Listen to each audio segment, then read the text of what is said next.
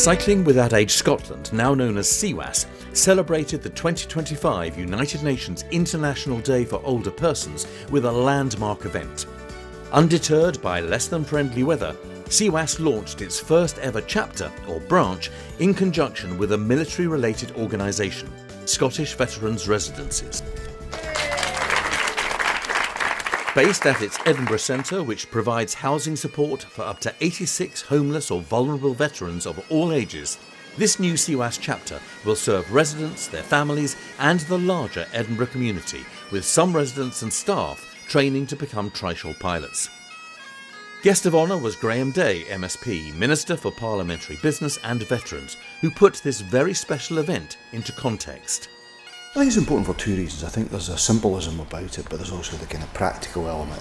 The symbolism is that it reflects that fantastic working that goes on across the veterans charitable sector and reaches out into the wider charitable sector, and I think that's really important.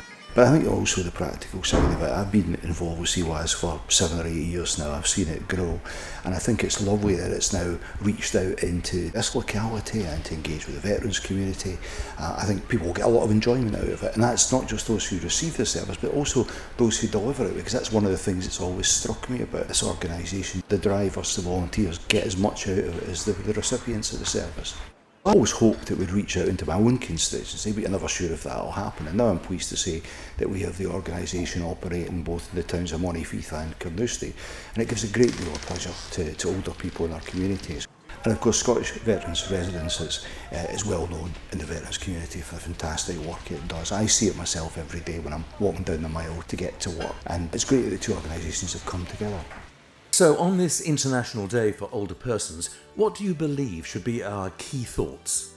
I think respect, dignity, how we regard older people. I think that if you go back to the pandemic and you look at the stoicism and the resilience that the older generation showed throughout that, which is little recognised, I feel, it reminds me about what they bring in terms of setting an example to the rest of us, and I think we should remember all that and much more on this particular day.